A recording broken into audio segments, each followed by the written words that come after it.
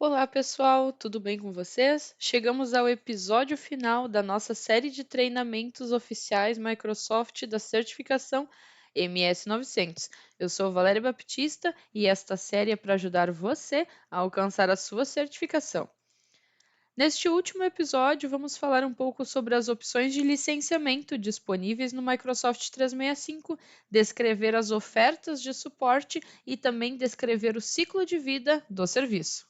Módulo, vamos identificar opções de licenciamento disponíveis no Microsoft 365. Na nossa agenda, vamos falar um pouco sobre as opções, desde o uso doméstico até grandes empresas, como descrever os recursos adicionais, explorar as opções de gerenciamento e, claro, licenciar e gerenciar usuários. Vamos falar um pouco sobre os modelos de licenciamento. A Microsoft gosta muito de citar isso na prova e é importante que você saiba diferenciar quando utilizar um modelo e quando utilizar o outro. Nós temos o Microsoft 365 para uso doméstico ou 365 Home, como você pode localizar em algumas documentações também.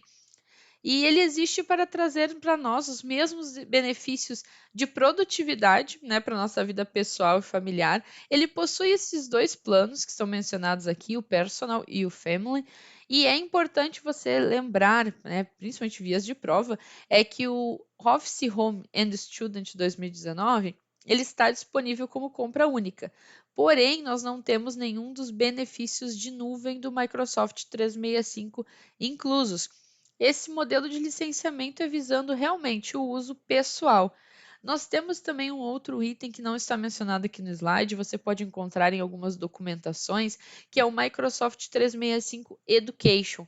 Esse é um modelo de licença acadêmica que pode ser personalizado para atender às necessidades da instituição, mas ele não se aplica neste caso aqui porque nós estamos falando de um modelo doméstico e de empresas. Mas caso você identifique alguma questão a respeito da sua prova, ele é disponível para organizações educacionais e ele capacita, né, os próprios educadores a poder passar melhor as suas aulas. É um modelo de licenciamento utilizado mesmo em instituições, certo?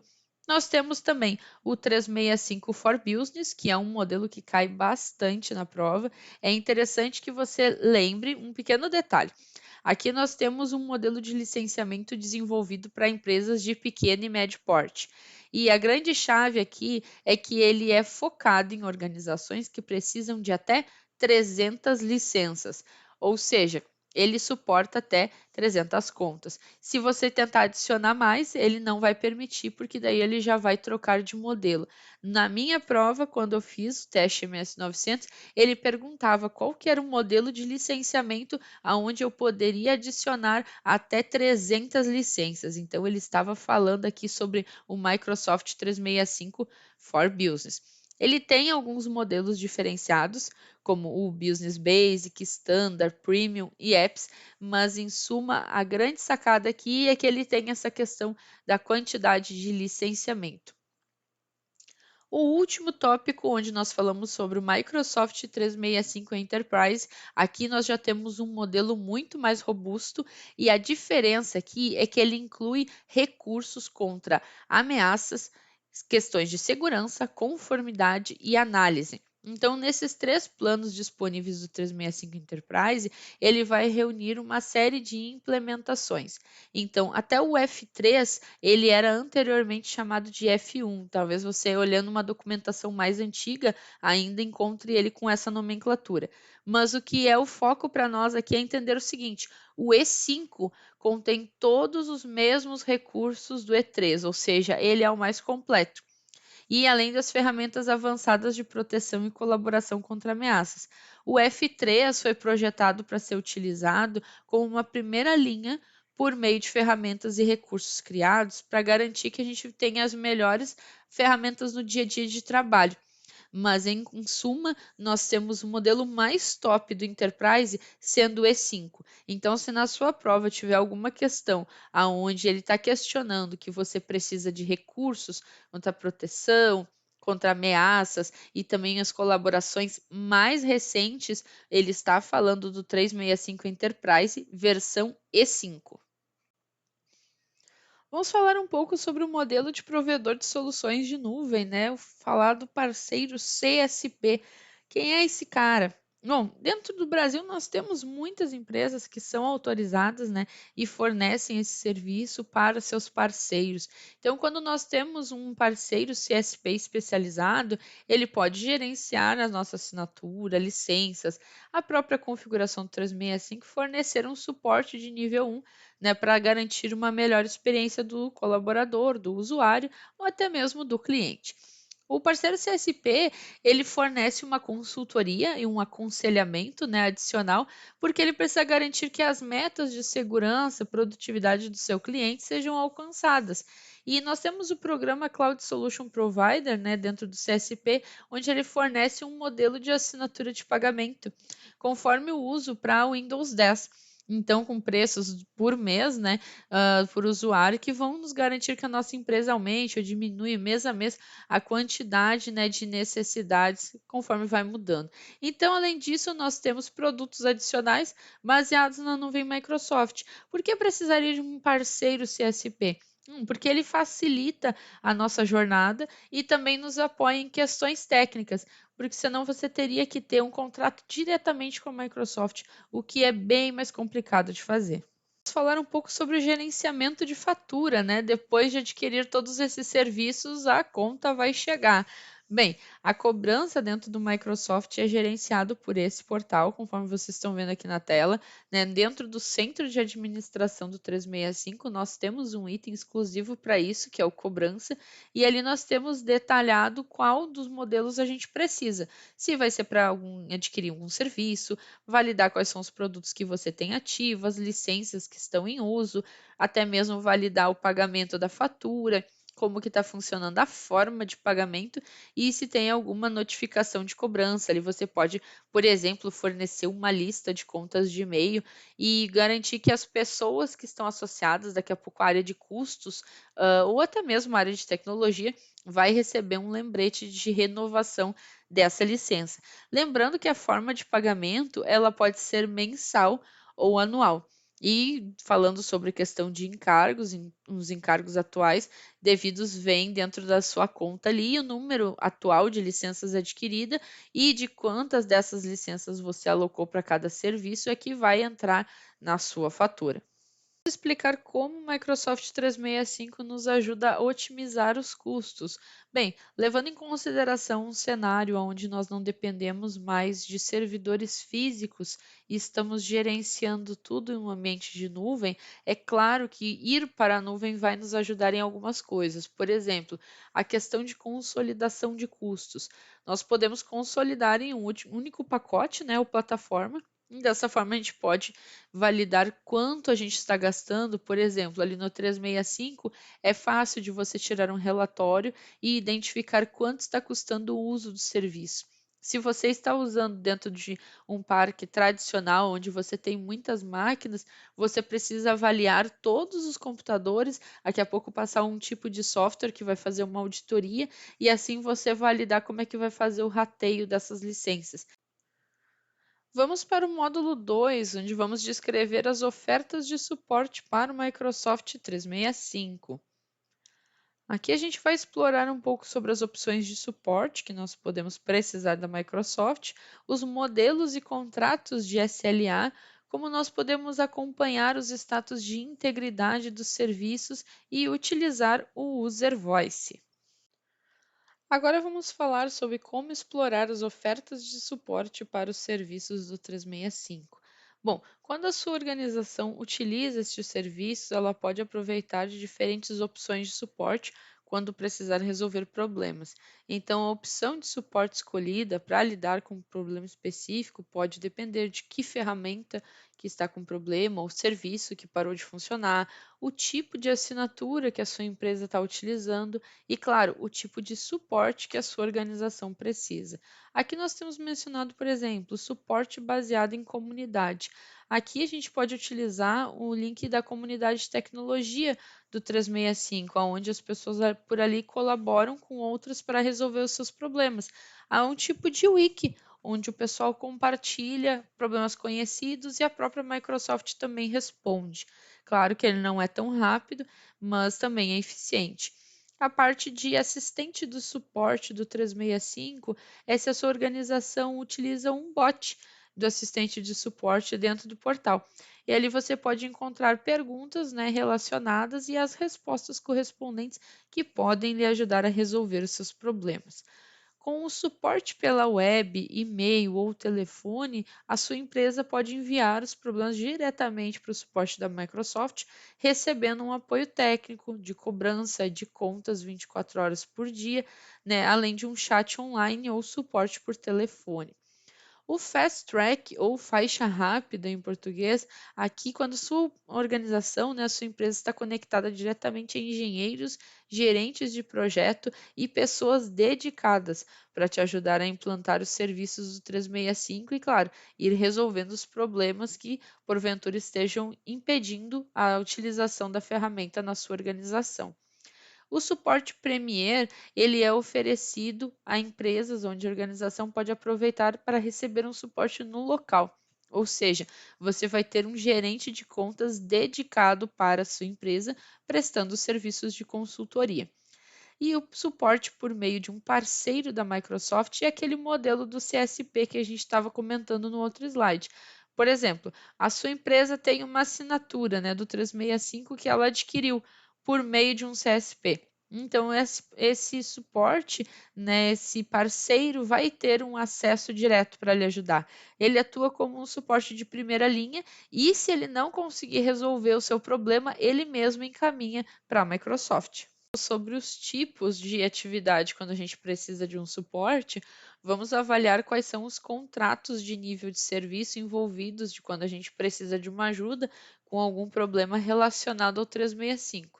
É normal que as empresas precisem saber que serviço elas estão usando e se elas são de fato confiáveis, mas a gente precisa garantir também na nossa organização que nós teremos níveis de serviço garantidos, detalhados dentro de um contrato conhecido como contrato de nível de serviço. Bom, com relação ao nível de serviço do 365, a Microsoft garante uma média de tempo de atividade de 99,9 e em cada período de um mês para os serviços do Teams e o Stream. Então, além de um contrato, né, com nível de Microsoft Online Services, a nossa organização também tem um de provedor de serviço de nuvem, que vai estar garantindo, né, os nossos serviços estarem no ar. E o contrato online da Microsoft tem esses itens aqui desse contrato que a gente está vendo: incidentes, tempo de inatividade, solicitação e créditos de serviço. Então aqui a gente vai ter, né, conforme a descrição, por exemplo, em incidente, né, um conjunto de eventos ou um evento único que resulta em uma inatividade. O tempo de inatividade, que vai ser, né, inatividade depende do serviço relevante, né? Até ele menciona ali a questão do Teams, né? Um período que os usuários não conseguiram iniciar uma reunião, entre outras coisas. Nós temos a parte da solicitação, que vai ser quando a Microsoft é então responsável pelo processamento da sua reclamação, né? Do seu problema.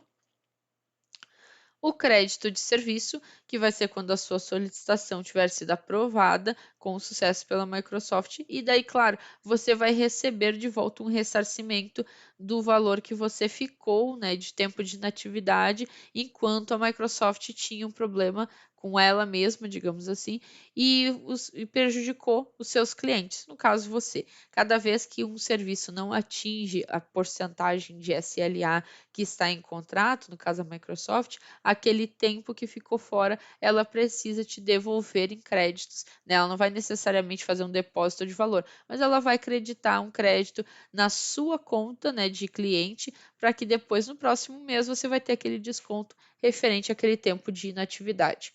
Falar um pouco sobre como nós podemos descrever e acompanhar o status de integridade de serviço dentro do 365. Bom, a gente precisa analisar inicialmente se os serviços estão todos no ar, então esse monitoramento se torna crucial. Nós sabemos que lá no Azure nós conseguimos avaliar e verificar se nós temos algum serviço em determinada região ou no global que está impactando usuários, sistemas e principalmente se está impactando a nossa organização. Então, quando nós falamos do 365, nós precisamos garantir a integridade dos nossos serviços, dos locatários e sempre estar ligado se a gente tem alguma informação sobre interrupção ou mais de serviço. Dessa forma, a gente consegue avaliar se nós temos algum problema dentro do nosso ambiente ou alguma coisa relacionada à Microsoft que possa estar nos afetando. Nós temos alguns locais ali onde nós conseguimos avaliar essa integridade, mas é interessante porque no Service Health nós conseguimos avaliar todos os serviços, incidentes, históricos e reporte quando nós temos algum problema relacionado a isso. Ele nos traz um detalhamento, né, avaliando sobre quais pontos não estão ok, e nós podemos também relatar problemas se a organização estiver enfrentando, né, algo relacionado a isso, e também identificar problemas específicos que estão nos impactando. Precisamos acompanhar os incidentes, né? Bom, um incidente de serviço, ele é qualquer evento que nos afete, né? Afete um serviço. Incidentes, eles podem ocorrer. Pode ser uma falha, pode ser um problema de hardware ou software lá na Microsoft. Então, a nossa organização pode sofrer problemas por novos incidentes ou notificações que venham nos sinalizar que pode haver algum tipo de manutenção. Nós temos aqui o tempo de inatividade não planejado, que é quando nós temos um incidente que faz com que um serviço deixe de responder ou fique totalmente indisponível. Temos também a manutenção planejada, que é quando a Microsoft realiza, né, atualizações de serviço ou software de infraestrutura que executa esses serviços, que é dentro de uma janela de manutenção. Então, a Microsoft também analisa esses incidentes de serviço não planejados de uma forma que você possa ter revisões após esse incidente. Ou seja, se foi uma questão não planejada, você vai receber depois disso uma preliminar nos primeiros 2 dias da resolução. É muito comum quando nós temos algum problema que afete, geralmente de uma forma global, os nossos clientes, que depois, assim que a Microsoft envia uma nota informando por que o serviço estava fora, a gente encaminhe para conhecimento do cliente, para que ele saiba que não foi, né, uma disponibilidade causada por nós, que era uma coisa do próprio ambiente mesmo, que todos os clientes estavam sendo afetados. E claro, quando a gente fala de continuidade e disponibilidade, nós estamos avaliando aqui os tipos de serviço que são executados de uma forma mais resiliente e precisam manter, né, o desempenho e a demanda em horários de pico ou independente da quantidade de utilização. É claro que a Microsoft possibilita, né, que caso ela tenha algum problema inesperado, esse serviço venha a voltar por conta e, de certa forma, a gente não seja penalizado. Mas existem alguns casos onde nós precisamos analisar como a Microsoft faz isso. Por exemplo, nós temos a questão da redundância, né, armazenamento de dados, e claro que a Microsoft vai ter uma replicação de dados seguros em vários locais, assim como a gente faz no nosso ambiente de Azure. Nós temos também a questão dos monitoramentos, onde os bancos de dados são monitorados para nós, né? E evitando assim a nossa perca de pacotes, problemas de consulta, até mesmo latência das informações. E a Microsoft também se responsabiliza por realizar ações protetivas com frequência para garantir a consistência dos bancos de dados e, claro, revisitar o ambiente para garantir que não vai ter indisponibilidade, levando em consideração, é claro, que nós estamos falando aqui de um serviço no modelo de SaaS. O User Voice nada mais é do que um serviço que a Microsoft nos oferta para garantir a melhor experiência, né, e uma parceria com o cliente. Então, aqui nós temos, né, uma forma de colaborar e melhorar os serviços do 365. A sua organização, né, sua empresa, pode enviar comentários sobre o desempenho dos serviços do 365 e como os seus colaboradores estão se adaptando ou não a este serviço. Então, a Microsoft fez uma parceria com o User Voice para permitir que você, outros clientes, né, todos os clientes Microsoft, possam compartilhar ideias sobre o que você acha dessa suíte de aplicativos. E, claro, mencionar o que você entende que são serviços que poderiam melhorar e, por sua vez, né, compartilhar a sua experiência. Então, é a melhor maneira de garantir que a sua voz seja ouvida, por isso que tem esse nome. Então, o Zero Voice nada mais é do que um modelo de fórum, onde você vai dar um feedback sobre o que você está achando dos serviços e, claro, citar melhorias. E a Microsoft sugere que você faça isso para que eles venham melhorar os seus serviços e, de certa forma, poder identificar recursos que possam ser incluídos em futuras atualizações. Agora, no módulo 3, vamos descrever o ciclo de vida do serviço no Microsoft 365. Vamos descrever as versões de pré-visualização particular, pública e de disponibilidade geral, validar os modelos de suporte e também descrever a solução de nuvem, onde nós vamos usar o roteiro do 365 para saber mais sobre novos recursos. Então, descrevendo as versões de pré-visualização particular, pública e de disponibilidade geral, aqui nós temos até a questão do fim do suporte também, nós temos um ciclo de vida quando nós estamos falando de um produto. Então, no termos de 365, nós podemos ter, primeiramente, uma visualização privada ou particular, você pode encontrar documentações utilizando esses dois termos, mas elas estão se referindo a um produto ou um serviço que pode ser lançado para um número limitado de usuários em uma visualização que seja privada para testar novos recursos ou funcionalidades.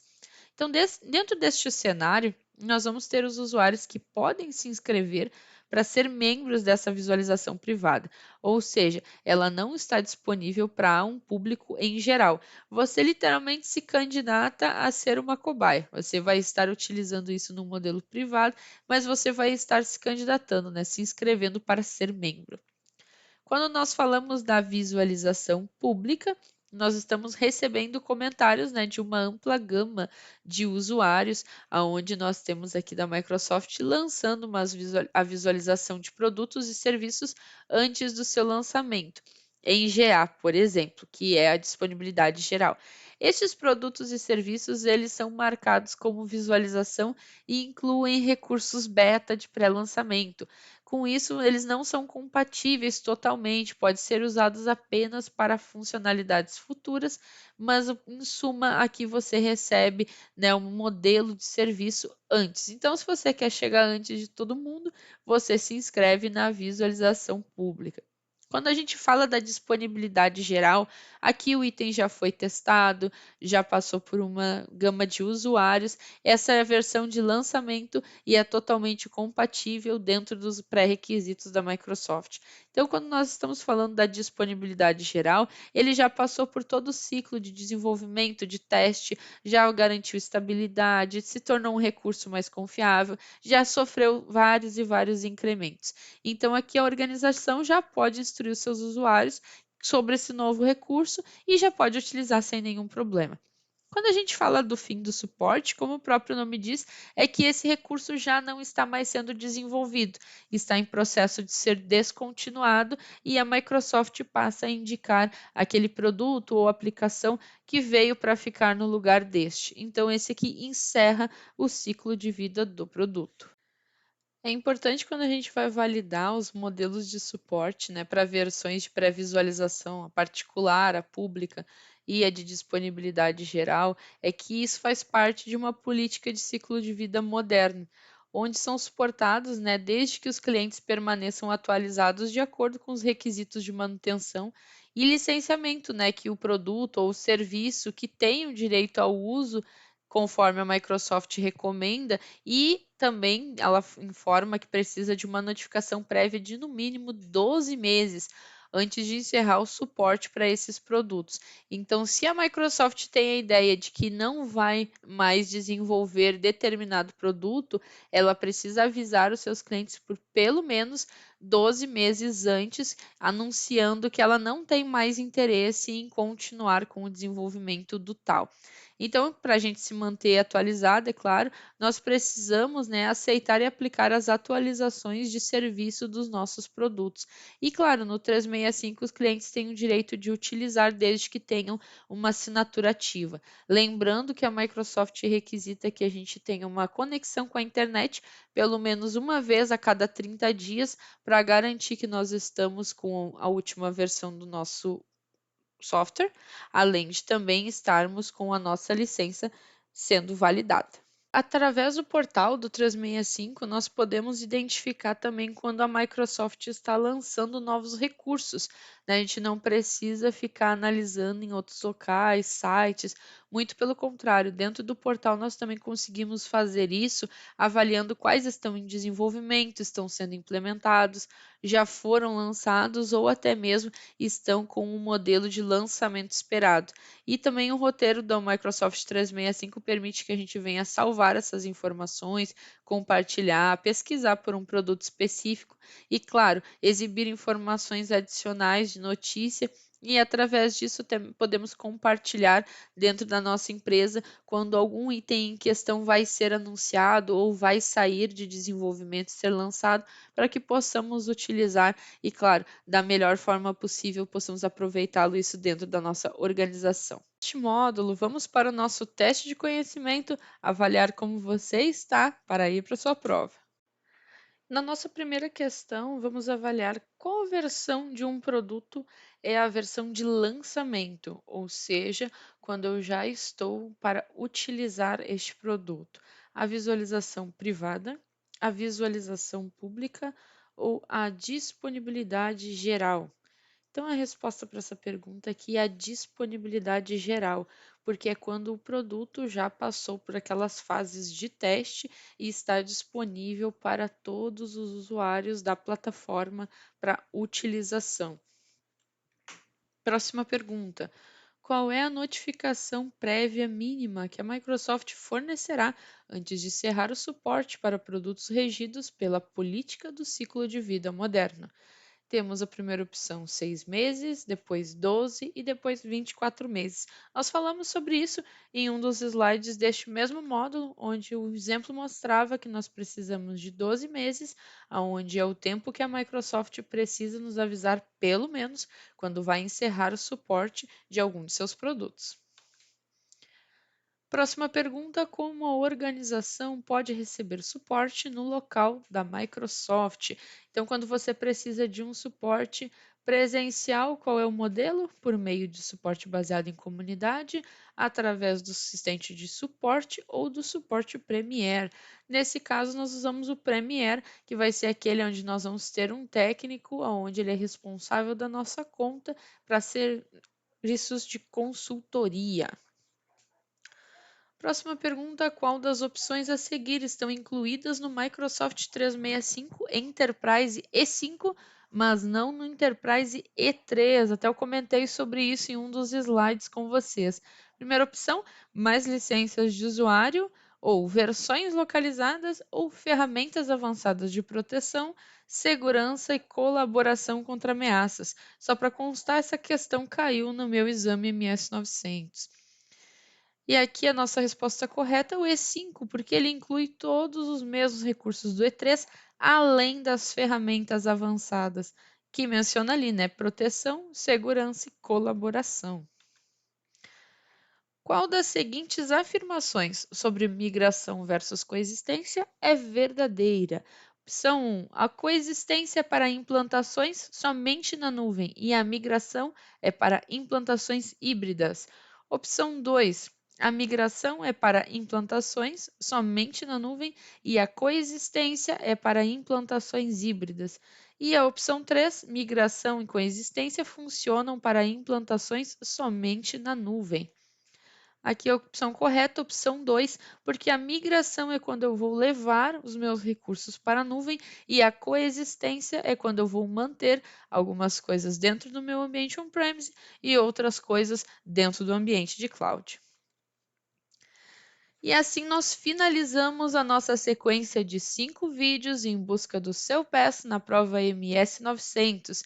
Inscreva-se no canal, siga-nos nas nossas redes sociais e participe do nosso grupo, Canal da Cloud. Depois, conta aqui para nós como é que você se saiu na sua prova. Eu lhe desejo muito sucesso e até a próxima série de vídeos aqui no Canal da Cloud. Até lá!